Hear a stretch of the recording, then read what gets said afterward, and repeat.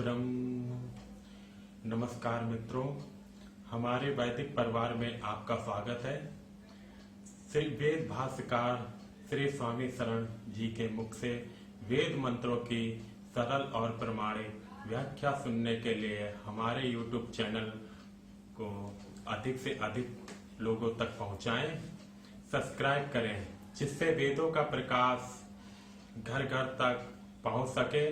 आप कमेंट कर प्रश्न भी कर सकते हैं, हम सब प्रमाण उत्तर अवश्य देंगे। घर घर वेद मंदिर स्थापना अभियान में जुड़कर हमें सहयोग प्रदान करें। हमारा वेद भाष्य, वेदायन और अन्य वैदिक साहित्य घर बैठे प्राप्त करने के लिए रिकॉर्डिंग ऑन कर दीजिए और मंत्र प्रारंभ कर दीजिए।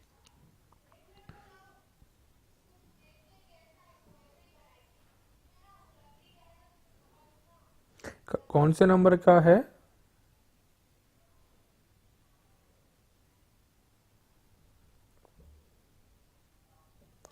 अच्छा चलो। सपुत्र जी आपका माइक बंद है लगता है। अरे सॉरी, कौन से नंबर का मतलब मंत्रार्थ करना था आज? 11वां है शायद ना?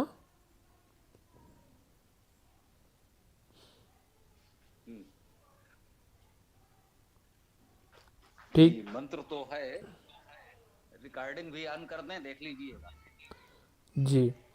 ओम ऋषि नारायण देवता पुरुष छंद अनुष्टुप स्वर गांधार उदात्त। ओम यत्पुरुषं विदधु कतिधा वि अकल्पयन् मुखं किम अस्य कौ बाहु कावुरु पादा उच्यते। उस परम पुरुष का किस प्रकार कल्पना करें, सब समझ सकें। मुख क्या, उसका क्या बाहु युगल, क्या उरु, क्या पाद कहें स्वामी। मंत्रार्थ, यत जिस पुरुषम पुरुष को, परमात्मा को, वि अदधु विशेष रूप से धारण किया है, कतिधा कितने प्रकार से, वि अकल्पयन विशेषतः कल्पना की गई है, अस्य इसका, मुखम मुख, किम क्या, कौ क्या, बाहु बाहु प्रयास प्रगति, का क्या, उरु शब्द ध्वनि विश्वास, पादा पाद चरण भूषण उच्चेते कहे जाते हैं। भावार्थ, जिस पुरुष अर्थात परमात्मा को विशेष रूप से धारण किया है, कितने प्रकार से उसकी विशेष कल्पना की है, इसका मुख्य क्या था, क्या बाहु था अर्थात प्रयास प्रगति का आधार या स्वरूप क्या था, उरु अर्थात गति शब्द विश्वास का आधार क्या था, पाद अर्थात चरण भूषण क्या कहे जाते हैं। परम सत्य तो यही है कि परमात्मा का कोई आकार या शरीर है ही नहीं। फिर भी सरलता से समझने के लिए तथा समाज की अवस्था में परमात्मा के प्रति श्रद्धा भवन के लिए उसकी कल्पना रूपक के माध्यम से की गई है। इस मंत्र में प्रश्न किया गया है कि समाज के सापेक्ष उसके मुख, हाथ, पैर आदि की कल्पना किस प्रकार किस रूप में की जाए। आगे के मंत्र में इस प्रश्न का उत्तर दिया गया है। धात्वादि निरुक्त, यत सर्वनाम पुरुषम पुर अग्रसर होना, वि उपसर्ग अदधु अक्रिया उपसर्ग, धा धारण करना, कतिधा सर्वनाम, वि उपसर्ग अकल्पयन अक्रिया उपसर्ग, कल्प कल्पना करना, मुखम मुख बंधन होना, मुच मुक्त होना, प्रसन्न होना, ऐश्वर्य होना, त्याग करना, किम सर्वनाम, अस्य सर्वनाम, कौ सर्वनाम, बाहु बाह प्रयास करना, बह प्रवाह होना, बहना गति करना, का सर्वनाम, उरु चुर चलना, उ शब्द करना, विश्वास करना, पादापद चलना, भूषित होना, उच्चते उच्च, वद कहना, बोलना। हो गया स्वामी जी। ओम। आज 11वां मंत्र आपने पढ़ा, पुरुष सूक्त, ऋग्वेद का महत्वपूर्ण सूक्त है। इसे हम लोग सृष्टि का सूक्त कहते हैं। सृष्टि के सृजन की प्रक्रिया इसमें बताई गई है। ऋग्वेद मंडल 10 सूक्त 90। ध्यान रखें, पुरुष सूक्त। अभी तक हम लोगों ने ये जाना कि सृष्टि के मूल में एकमात्र पुरुष परमात्मा परमेश्वर था। इस सूक्त में उसे पुरुष नाम से कहा गया। कैसे प्रकाश ध्वनि ऊर्जा उत्पन्न हुई और धीरे धीरे ये साकार दृश्य सृष्टि विकसित हुई। फिर विभिन्न प्रकार के पशु प्राणी उत्पन्न हुए, उनमें हम भी हैं।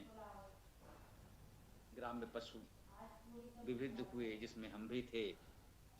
फिर हमें वेदों की जानकारी मिली और हमारे मनुष्य बनने की प्रक्रिया प्रारंभ हुई।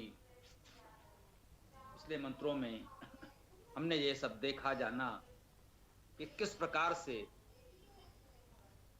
संसार में विविध रूपमयी सृष्टि विकसित हुई है। इस 11वें मंत्र में एक प्रश्न उठाया गया है। अब सृष्टि तो बन गई, समाज बन गया, वेद प्राप्त हो गए, उसके अनुसार समाज में व्यवस्था बन गई, बनने लगी, कह सकते हैं। तो अब जो ये समाज बना वेद के अनुकूल, वेद के अनुसार एक वैदिक समाज की रचना हो गई है, तब कहा जा रहा है ये पुरुष सूक्त है, उसको हमने पुरुष नाम दिया है। परमेश्वर को इस सूक्त में पुरुष के नाम से कहा गया है। पुरुष का शाब्दिक अर्थ तो अग्रणी है, सबसे आगे है, इसलिए उसे अग्रणी कहा जा रहा है। जो समाज में अग्रणी लोग हैं उन्हें भी हम समाज के अग्रजन्य अग्रणी पुरुष कह सकते हैं, ये भी सत्य है। तो ये कहा जा रहा है कि हम अपने जैसा कोई पुरुष, कोई व्यक्ति समझें। यहां पुरुष और नारी का भेद तो ना ही करें। एक समाज को माना जा रहा है कि जो हमारा समाज है, यदि इसे व्यक्ति पुरुष के रूप में माना जाए तो उसे कैसे समझा जा सकता है? इस समाज में किसकी क्या भूमिका होनी चाहिए, ये इसका परोक्ष, ये इस मंत्र की प्रेरणा थी। इसमें केवल प्रश्न किया गया है, उत्तर अगले मंत्र में दिया जाएगा। कह रहे हैं यत जो पुरुषम, पुरुष को भी अदधु विशेष रूप से धारण किया। वह पुरुष परमात्मा मूल स्वरूप में हम अब विचारशील मनुष्य बन चुके हैं, वेद हमको प्राप्त हो गया है, वैदिक समाज की रचना हो गई है। तो कह रहे हैं कि उस पुरुष को अब हम कैसे धारण करें, हम उसे कैसे अपनाएं, कैसे जाने समझें, इसका यही भाव। वह तो सर्वव्यापी है, वह सबको धारण कर रहा है। तो हम उसे धारण करें का आशय यही है कि हम उसे कैसे अपनाएं, किस रूप में ग्रहण कर सकते हैं। कहते हैं कि यत पुरुषम व्यददु, जो पुरुष को विशेष रूप से हम धारण करते हैं, कतिधा, कितने प्रकार से, कत कितने, धा प्रत्यय है, कतिधा कितने प्रकार से। कतिधा नहीं समझ में आया तो शब्द आपका परिचित है, बहुधा। बहुधा अर्थात बहुत प्रकार से, कतिधा कितने प्रकार से। कतिधा कितने प्रकार से, भी विशेष रूप से, अकल्पयन कल्पना करें। कल्पना की है। कह रहे हैं वह जो पुरुष है, अग्रणी परमेश्वर है, उसे हमको विशेष रूप से धारण करना है, अपनाना है। तभी तो हमारे जीवन में व्यवस्था, पवित्रता आएगी। तभी तो हमारा जीवन एक सुनिश्चित सही दिशा में चल सकेगा। हमें उसको धारण करना है। तो कह रहे हैं उस सर्वव्यापी निराकार अनंत परमेश्वर को हम कैसे धारण करेंगे? वह तो अनादि है, अनंत है, और हमारी तो कोई सामर्थ्य ही नहीं है, उसकी तुलना में हम क्या हैं? और हम उस विराट अनादि अनंत परमेश्वर को धारण करें तो करें कैसे? उसे तो समझना ही कठिन है हमारे लिए, हम उसे समझें कैसे? तो धारण क्या करेंगे? तो कहा गया है कतिधा, कितने प्रकार से भी अकल्पयन, विशेष रूप से उसकी कल्पना की जा सकती है। उस पुरुष अर्थात अग्रणी परमेश्वर की कल्पना हम कैसे करें? प्रश्न यह किया जा रहा है। यह ध्यान रखना है, महत्वपूर्ण है। हमसे कल्पना करने को कहा जा रहा है। हमें उस पुरुष की कल्पना करनी है। कल्पना क्यों करनी है? क्योंकि वह सर्वव्यापी है, निराकार है, अनादि है, अनंत है। तो इस रूप में तो हम वेद को पढ़कर उसे जान सकते हैं, लेकिन अपनी सीमा में उसे समझें कैसे?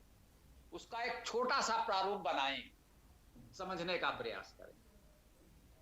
तो कह रहे हैं जैसे हमारा ये समाज चलता है, समाज में विभिन्न लोगों की विभिन्न भूमिकाएं हैं, वैसे ही यह सृष्टि भी चलती है। इस सृष्टि में भी सबकी अपनी अपनी भूमिकाएं हैं। और यह सृष्टि ही मान लीजिए उस परमेश्वर अग्रणी पुरुष का शरीर है, तो किसकी क्या भूमिका है? यह केवल कल्पना की जा रही है। इस समाज की व्यवस्था को, ईश्वर के विधि विधान को समझने का प्रयास है, कल्पना है, शब्द सा सत्य नहीं है। स्पष्ट कहा जा रहा है कि हमको इसकी कल्पना करनी है जिससे समझ सकें। आगे स्पष्ट कर रहे हैं प्रश्न को कि जब हम कल्पना करें तो कैसे करें? मुखम किम, मुख क्या है? किम अर्थात क्या? मुखम, मुख। तो क्या कहा? मुखम किम, मुख क्या? अस्य, इसका। अब उस पुरुष की कल्पना कीजिए। कह रहे हैं कि इसका मुख क्या है? भाई व्यक्ति आपके सामने खड़ा है, ये मुख है तो है, लेकिन चूंकि वो अनादि अनंत पुरुष है, अब उसकी आपको कल्पना करनी है, इस सृष्टि की और समाज की व्यवस्था को समझना है। तो कह रहे हैं उसका मुख क्या है? इस सृष्टि के, समाज के किस अंग को, किस कार्य को हम उसका मुख कहें? मुखम किम अस्य, इसका मुख क्या है? कौ बाहु, कौ अर्थात ये भी क्या, कौन, द्विवचन में है।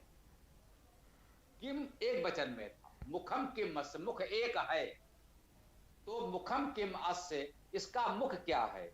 कौ बाहु, कौ द्विवचन में है, अर्थात ये दो कौन है? कौन? बाहु, बाहु भी द्विवचन में है। तो बाहु अर्थात दो हमारे बाहु, बाहें, हाथ, सामान्य अर्थ में ले लीजिए। तो कह रहे हैं इसका मुख क्या है और इसके बाहु क्या हैं, इसके भुजाएं क्या हैं, हाथ क्या हैं। अब हमारे धातुज अर्थ में मुख शब्द का भी अर्थ भी आपको बताया गया कि किन धातुओं से कैसे बना है, वो आपने सुन लिया, पढ़ लिया है, जान लेना है। अब वो बात यहाँ आ जाएगी कि इसे मुख क्यों कहा जा रहा है, ये बात महत्वपूर्ण हो सकती है आगे जब इसका उत्तर दिया जाएगा। मुख धातु का अर्थ बंधन होना और मुच धातु का अर्थ मुक्त होना, प्रसन्न होना, ऐश्वर्य होना, त्याग करना।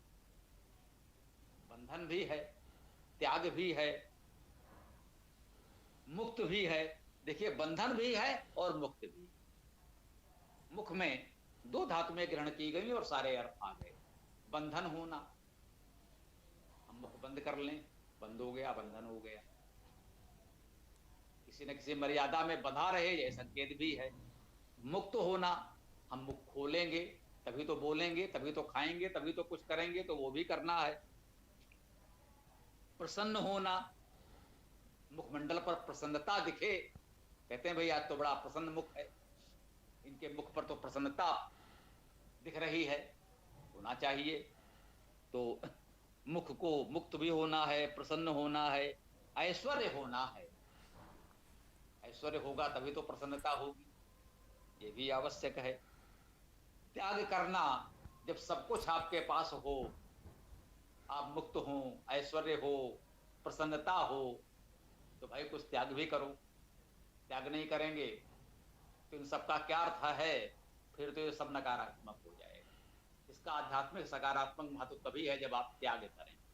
मुख के त्याग की स्थिति ये है कि मुख भोजन को ग्रहण करता है, एक कण भी मुख में नहीं रहता।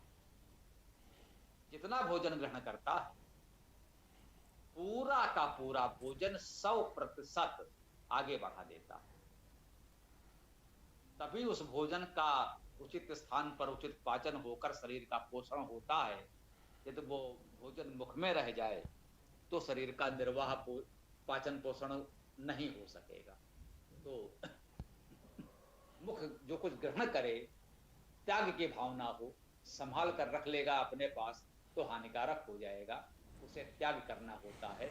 जैसे वो ग्रहण करता है वैसे ही आगे बढ़ा देता है, त्याग कर देता है, दे देता है, उसे मुख कहते हैं। जिसमें ये भावना न हो वो समाज का मुख नहीं हो सकता। तो कहा गया मुखम किम मस, इसका मुख क्या है? जिसमें ये गुण हो उसे इसका मुख कहा जाना चाहिए। ये शब्द के अर्थ से ही हमने आपको बता दिया। अगले मंत्र में इसको और स्पष्ट करके बताया जाएगा। कौ बाहु, उसके बाहु क्या हैं?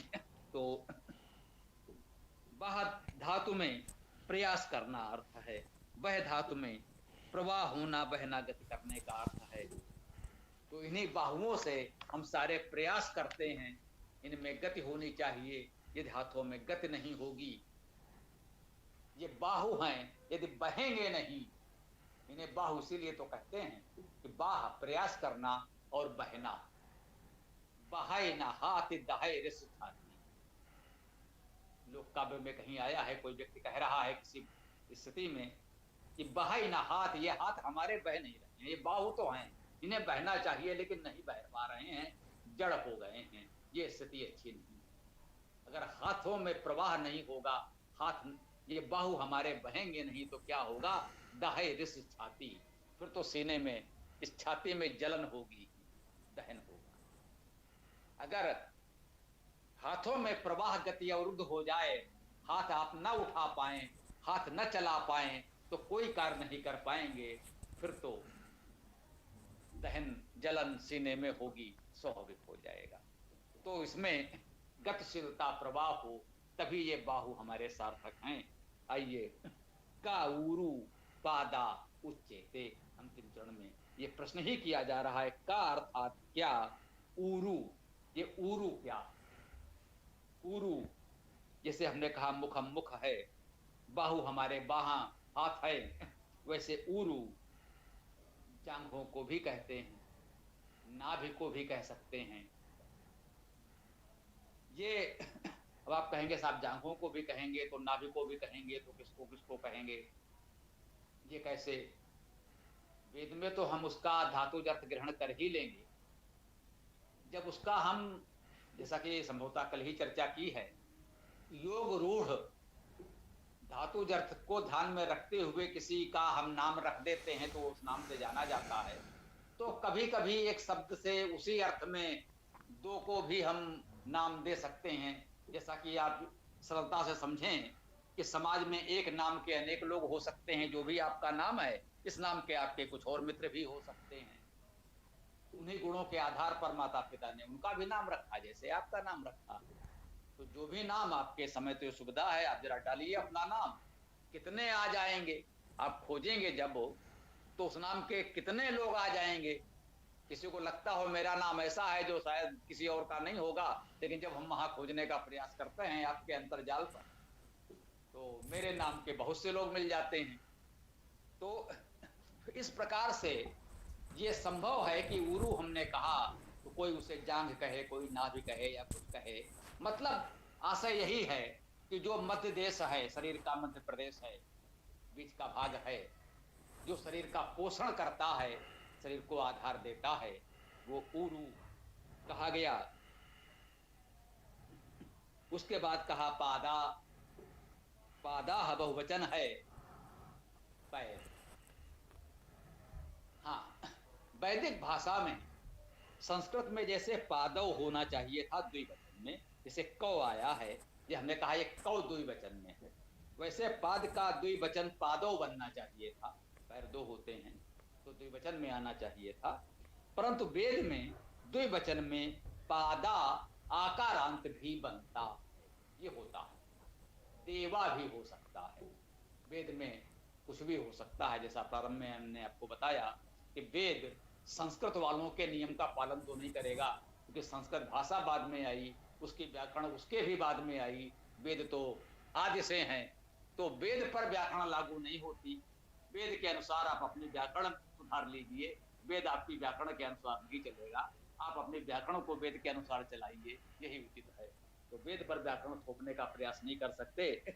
पादा यहाँ द्विवचन में है, उच्चेते द्विवचन में है, इससे और स्पष्ट हो जाता है कि का उरु, ये हमारे उरु क्या हैं, और पादव, ये हमारे पाद अर्थात चरण क्या हैं। पद धातु का अर्थ चलना है, चर धातु का अर्थ भी चलना है, तो उसी को पद भी कहते हैं और उसी को चरण भी कहते हैं, दोनों का अर्थ एक ही है। ये चरण क्या हैं, इस मंत्र में हमसे ये कहा गया कि यदि उस अनादि अनंत परमेश्वर पुरुष की कल्पना हम एक व्यक्ति के शरीर के रूप में करना चाहें, या इस पूरे समाज को हम एक व्यक्ति के स्वरूप में समझना चाहें, तो उसके विभिन्न अंग क्या होंगे, विशेष रूप से उसका मुख क्या होगा, बाहु क्या होंगे, उर क्या होगा, और पद या चरण क्या होंगे। आज इस मंत्र में यह प्रश्न किया गया है, अगले मंत्र में इसका तो इस प्रश्न का उत्तर मिलेगा।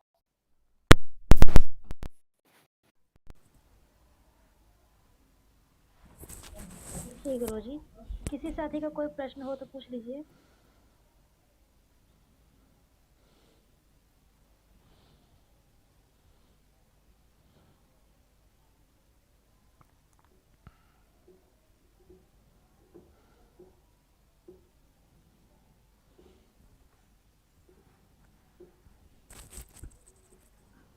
यदि किसी का प्रश्न नहीं है तो आप ही आगे बढ़ें।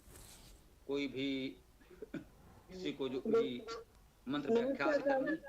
हाँ विजय जी बोलिए। आचार्य जी मुझे माफ कर देना, आज किसी कारणवश जुड़ नहीं पाई। कोई बात नहीं, आप जुड़े हैं, अच्छी बात है। तो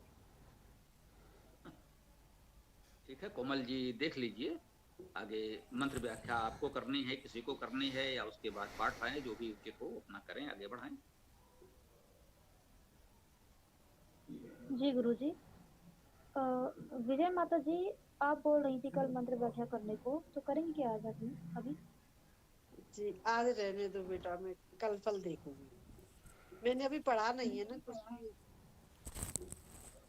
जी जी, तो गुरुजी मैं कर देती हूँ आज का मंत्र व्याख्या।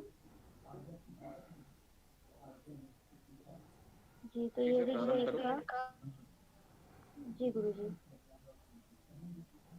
तो ये ऋग्वेद के प्रथम सूक्त का तृतीय मंत्र है, छंद गायत्री है और अग्नि देवता है।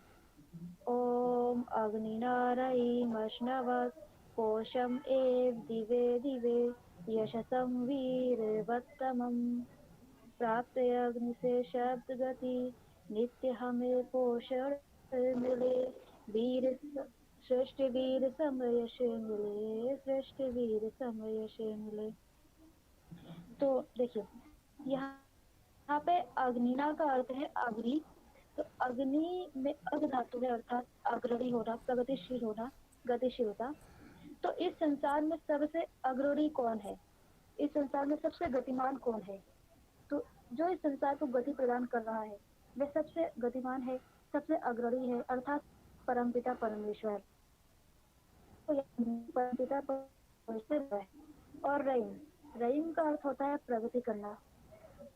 तो इस परमपिता परमेश्वर द्वारा हम गति करते हैं, प्रगति करते हैं, तो हमें नित्य इससे आगे है पोषम ए दिव्य दिव्य, अर्थात हमें नित्य प्रतिदिन पोषण प्राप्त होता है।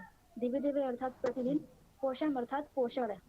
तो जब हम परमपिता परमेश्वर द्वारा जो हमें गति मिलती है, जो हमें कहते हैं ना कि मोटिवेशन मिलता है, उसके माध्यम से जब हम गति करते हैं, प्रगति करते हैं, तो हमें नित्य पोषण भी मिल। अगर हम कोई गतिशीलता से कर रहे हैं, लगनशीलता से कर रहे हैं, तो हमें उसे करने की और अधिक मोटिवेशन मिलता है। अपने आप ही हमारे अंदर इच्छा आती है, जिज्ञासा आती है कि इसे जल्दी से जल्दी पूर्ण किया जाए, इसे और अच्छे से किया जाए। तो यह जो इच्छा होती है, ये जो जिज्ञासा उत्पन्न होती है, ये उस परमपिता परमेश्वर द्वारा ही दी जाती है। ये वह पोषण है। तो जब हम निरंतर गति करते हैं तो हमें पोषण परमपिता परमेश्वर द्वारा प्राप्त होता है। फिर उसके बाद है यशसम वीरवत्तमम, अर्थात जब हम प्रतिदिन गति करते हैं, प्रगति की ओर बढ़ते हैं, तो हमें परमात्मा द्वारा पोषण तो प्राप्त होता ही है, जिससे हम और अधिक प्रगति करते हैं और अंततः हम यश को प्राप्त होते हैं, कीर्ति को प्राप्त होते हैं। वीरवत्तमम, यहाँ पे वीरवत्तमम अर्थात वीर से भी उच्च जो है वो हम उसके हम प्राप्त होते हैं। अगर एक उदाहरण के रूप में लिया जाए तो स्टूडेंट होता है, वह निरंतर गति करता रहता है, पढ़ाई करता रहता है, और अंततः जब वह यूपीएससी क्लियर कर लेता है तो उसके बाद उसे एक यश की प्राप्ति होती है। जो पद है, जो उसकी प्रतिष्ठा है, वो बढ़ जाती है। तो जब वो पढ़ाई करता है, जब वो प्रिपरेशन करता है, तब उसको एक तरह से मोटिवेशन मिलता है, अपने आप ही उसमें वो मोटिवेशन आता है। तो भाई परमपिता परमेश्वर द्वारा ही दिया जाता है। तो इस मंत्र का यही है कि वह परमपिता परमेश्वर गतिमान है, अतः वह समस्त संसार को गति प्रदान करता है, और उससे जो हमें गति मिलती है उसको हम अपने जीवन में धारण करके और आगे बढ़ते हैं तो हम यश को प्राप्त होते हैं। जी गुरु जी, इतना ही था। ओम हम ब्रह्म। ओम। तो यदि किसी का कोई प्रश्न हो अभी तो कर सकते हैं, नहीं तो पाठ करेंगे।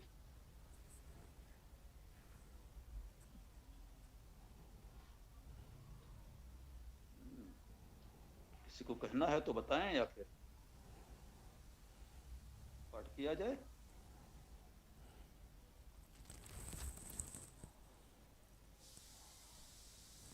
तो पाठ प्रारंभ किया जाए, किसी को कुछ कहना होगा तो फिर ले लेंगे। जी गुरु जी। विजय माता जी प्रारंभ कीजिए, फिर विदुषी बहन आप कर दीजिएगा, फिर पुलकित जी आप कर दीजिएगा, फिर ईशा पुत्र जी आप कर दीजिएगा।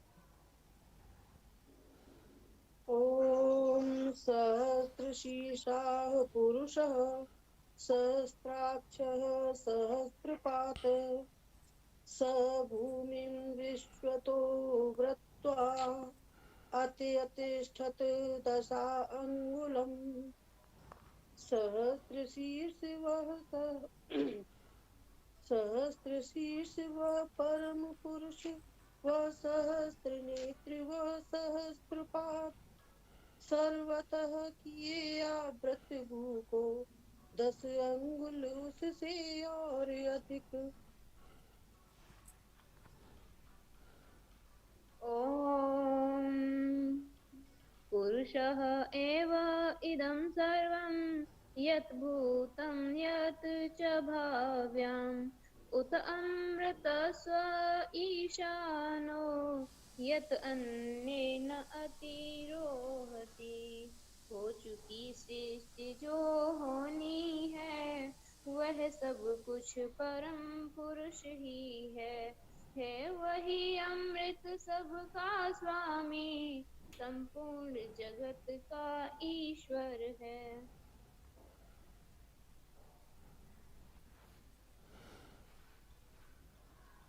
हाँ, मुझको पेज नंबर बता दीजिए। 75।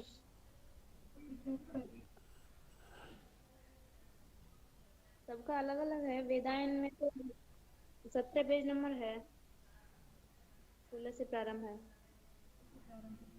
जी जी, जो पीडीएफ है उसमें 75 है।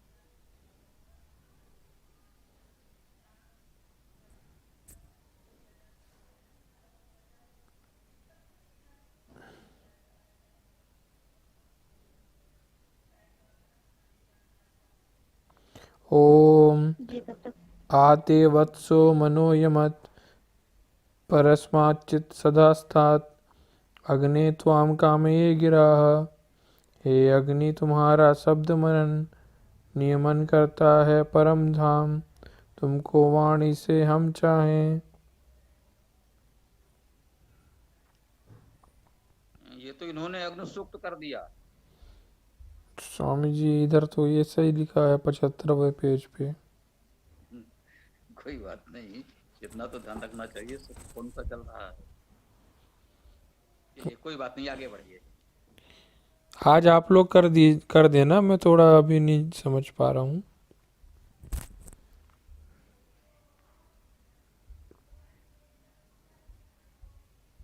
आवाज नहीं आ रही है। जी मैं कर देती हूँ तब तक। ओम पुरुषः एव इदं सर्वं यत् भूतं यत् च भाव्यम् उत अमृतत्वस्य ईशानो यत् अन्येन अतिरोहति। हो चुकी सृष्टि जो होनी है वह सब कुछ परम पुरुष ही है। कर अन्य प्राण से आरोहण वह अमृत तत्व का ईश्वर है।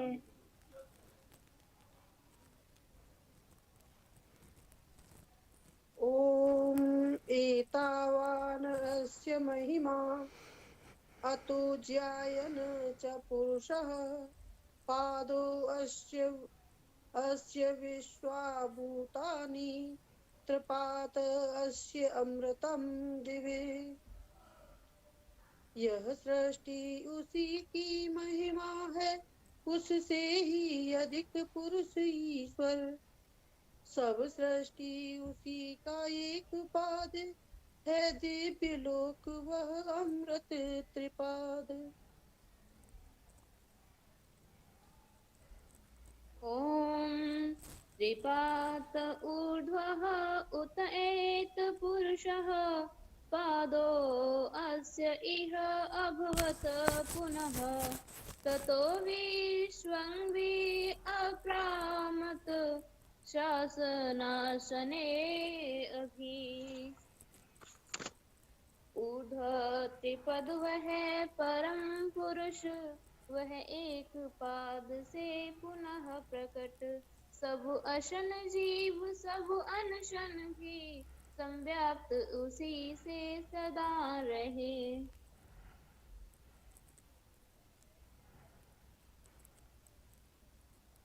जी भैया जी कर रहे हैं क्या आप अभी? मैं तो अब तक ढूंढ रहा हूँ, मेरे को नहीं मिल रहा कहाँ से पाठ करना है।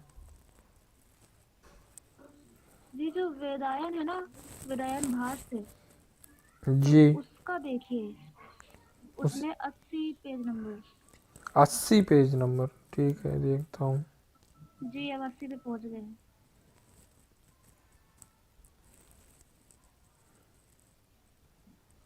ठीक है,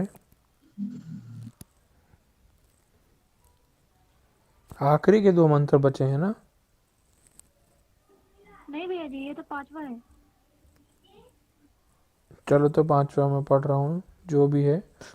ओम प्रेहि अभिहि धृष्णुहि नाते वज्रो नियंसते इंद्र नृमणम ही ते सवो अनुवृत्रम जया अपो अर्चन अनु स्वराज्यम। ठीक है, नहीं तो स्वराज सूक्त हो गया। स्वराज्य सूक्त हो गया।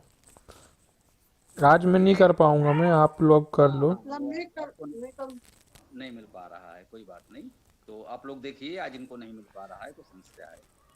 ॐ तस्मात् विराट अजायत विराजो अधिपुरुषः सजातो अति अरिच्यत पश्चात भूमि अथो पुरः अधिपुरुष विराज परम से ही उत्पन्न विराट हुआ स्वामी।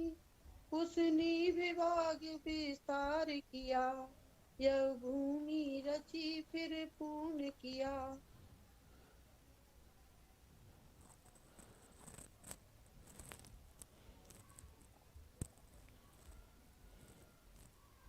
ॐ यत्पुरुषेण हविषा देवा यज्ञम् अतन्वत् वसन्तो अस्य आसीत् आज्यं ग्रीष्मः ईद्मः शरदः हविः।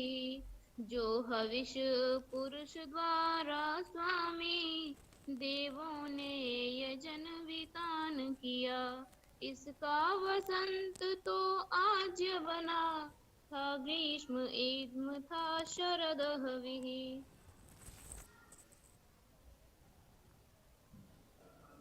जी पुलकित जी, आप कर रहे हैं क्या अगला?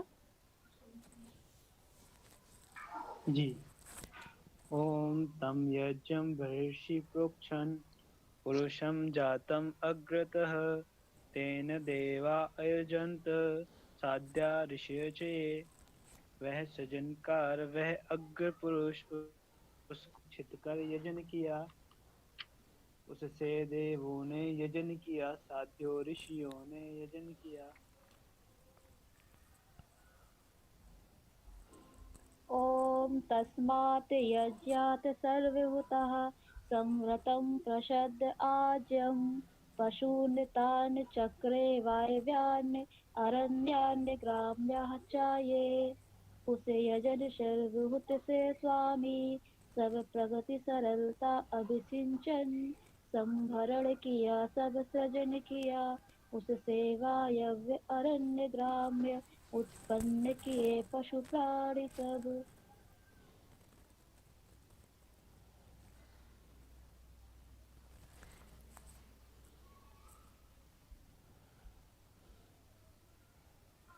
जी माता जी करिए।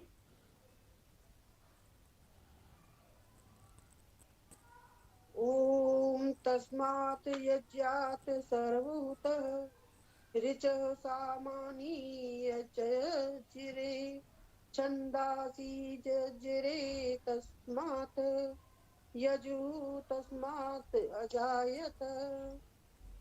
उस यजन पुरुष से प्रकट ऋचा सब साम उसी से प्रकट हुआ। उससे ही छंद अथर्व प्राप्त उत्पन्न उसी से यजु हुआ। अरे ये तो तू कोई बात नहीं। ओम तस्मात् अश्वा अजायन्त ये के उभयादतः गावो जज्जिरे तस्मात् तस्मात् जाता अजा अवयः। उससे ही जन्मे उभय हो जो अश्व आदि पशु प्राणी सब।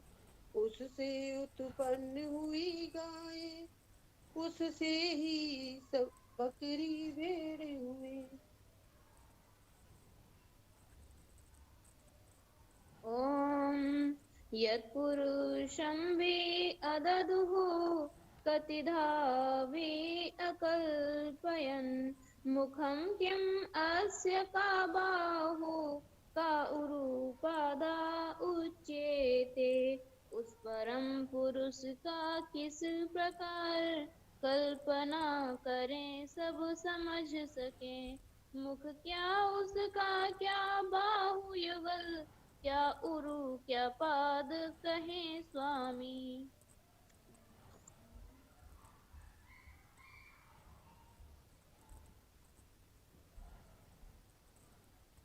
ॐ ब्रह्मणो अस्य मुखम् आसीत् बाहुराजन्यः कृतः उरु तत् अस्य यत् वैश्यः पदभ्यां शूद्रो अजायत। ब्राह्मणों का मुख रूप हुआ दो बाहु यथा राज्य निपुर रूप, उरु उरु स्वरूप है वैश्य तथा, श्री चरण पुरुष के शूद्र रूप। ओम चंद्रमा मनसो जातः, चक्षु सूर्यो अजायत, मुखात इंद्रः च अग्निः च, प्राणात वायु अजायत।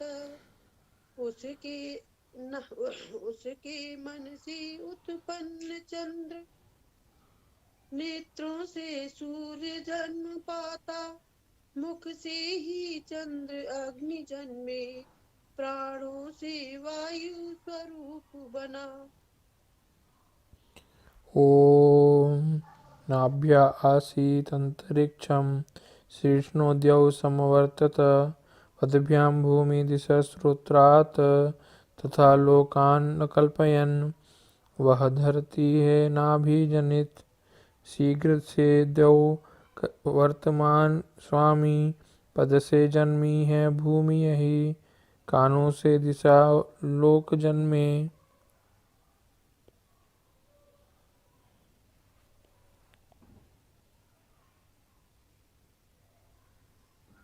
जी प्रभु जी।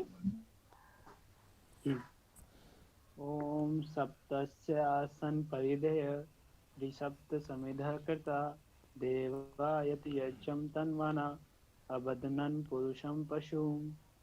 ते सप्त परिधियां उसकी ही समिधा थी सप्त त्रयी स्वामी देवों ने यजन वितान किया आबद्ध पुरुष पशु को करके। ओम यज्ञेन यज्ञम् अजयन्त देवाः तानि धर्माणि प्रतिमानि आसन् तेनाकं महिमान सचन्त यत्र पूर्वे साध्य सन्ति देवाः। देवों ने यजन किया यज से वे प्रथम धर्म थे सदा रहे। वे पूर्व साध्य महिमान देव अकुटिल अविचल सिंचन करते तब साध्य देवजन वहीं रहे। ओम खम्बरम। ओम। तो पाठ भी पूर्ण हो गया। तो ठीक है, किसी को कुछ कहना हो तो अभी थोड़ा समय है, कह लें, नहीं तो समापन करें।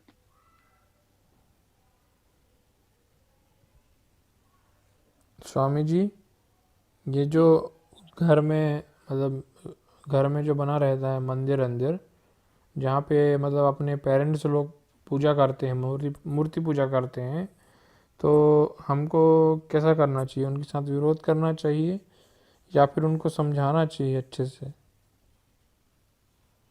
परिवार में विवाद नहीं करना चाहिए। अंततः परिवार आपके साथ रहेगा, परिवार के साथ रहकर ही आप कुछ भी कर सकते हैं। यदि आप परिवार में रह रहे हैं तो परिवार से विवाद विरोध न ले, हम यही कहेंगे। परिवार व्यवस्था को बनाए रखना है, परिवारों को नष्ट नहीं करना है किसी भी रूप में। आप अपना कार्य करिए। यदि आप सही तरीके से नियमित रूप से आप वेद पाठ, वेद व्याख्या, उपासना, संध्या करते हैं तो उसके प्रभाव से धीरे धीरे लोग अपने आप सही दिशा में आ जाएंगे। वे जो करते हैं उनको करने दीजिए, आप जो करते हैं आप करें। प्रयास ये करें कि परस्पर विरोध न हो, सहयोग से आगे बढ़ें। परिवार का प्रेम ये भी हो सकता है कि आप उनके कार्य में सहयोग करें और पारिवारिक प्रेम के कारण वे आपके कार्य में भी सहयोग करें। वे मूर्ति पूजा कर रहे हैं, यदि कोई उनको सहयोग की आवश्यकता है, उनके लिए फूल लाने हैं तो आप ला दीजिए। आप अपनी श्रद्धा उपासना करने बैठेंगे तो वे आपके साथ भी बैठ जाएंगे, क्योंकि परिवार के लोग हैं। परस्पर प्रेम से एक दूसरे का सहयोग करने के भाव से बैठेंगे। ये भावना बनाए रखें। धीरे धीरे जो कुछ भी इस तरह की बातें हैं ठीक हो जाएंगी और सब लोग एक विशुद्ध वैदिक मार्ग में आ जाएंगे। ठीक है जी स्वामी जी। और कोई बात हो तो बताएं या फिर ओम मंत्र और समापन करें। गुरुजी मंत्र व्याख्या में यदि कोई त्रुटि हो तो बता दीजिए, क्या क्या सुधार करना है। बेटा मंत्र व्याख्या में कोई त्रुटि नहीं होती, ये आप जान लें। इसमें सुधार तो होता है, और सुधार क्या करना है ये बताने की बहुत आवश्यकता नहीं है, ये अभ्यास से होता है। बड़े बड़े वक्ता प्रारंभ में ऐसे ही बोलते हैं। प्रारंभ में आप बच्चे हैं तो कुछ बचकाना लगेगा, कोई बात नहीं है। जैसे जैसे आपका अभ्यास बढ़ेगा, प्रवाह आता जाएगा और वो उत्तम होता जाएगा। हाँ, इसमें स्वाध्याय की भूमिका है। जैसे जो मंत्र करना है, यदि जैसे मैंने कहा है कि आप पहले उसको वीडियो देख लीजिए, वेदायन भाष्य में उसको पढ़ लीजिए। जैसे कि आप अपने पढ़ाई करते हैं, परीक्षा के लिए तैयारी करते हैं, तो आपको पता है ये प्रश्न है, हमें इसका उत्तर देना है, तो उस प्रश्न को अच्छे से पढ़कर आइए। बस इतना समझ लीजिए आप कि आपको जिस मंत्र की व्याख्या करना है, आपको पता है कि ये प्रश्न है, कल कक्षा में शिक्षक आपसे ये पूछेंगे, आपको बताना। तो वेदायन भाष्य से उसको पढ़ लीजिए, जो वीडियो उपलब्ध है उसको ध्यान से गंभीरता से देख लीजिए, और फिर जितना अच्छा आप कर सकें करें। अभ्यास से धीरे धीरे सुधार होता जाएगा। पहले दिन पहली बार कोई भी महान वक्ता नहीं होता। ठीक है जी गुरुजी।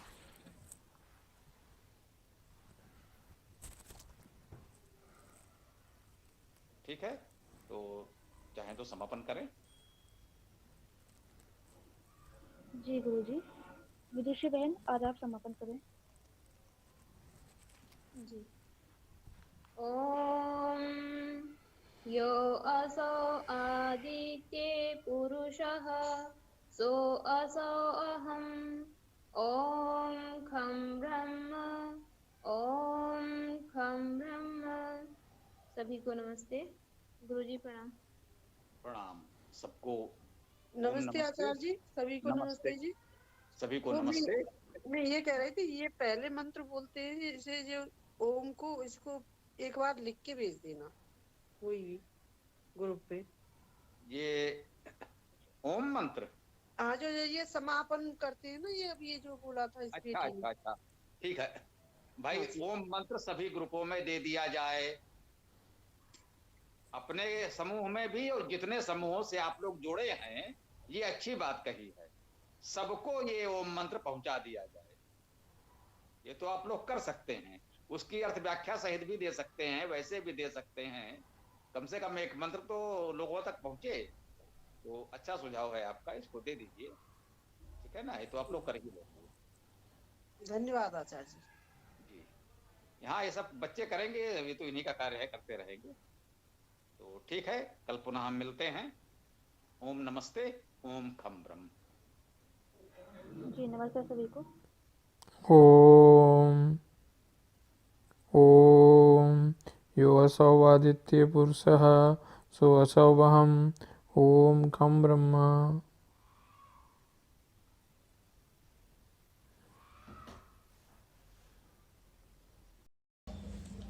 पूरा वीडियो देखने के लिए बहुत बहुत धन्यवाद। कमेंट में अपने विचार अवश्य दें। आपको कोई भी प्रश्न पूछना हो तो कमेंट बॉक्स पर कमेंट कर सकते हैं। डिस्क्रिप्शन में वेबसाइट का लिंक दे दिया गया है, उसमें अधिक जानकारी प्राप्त कर सकते हैं। धन्यवाद।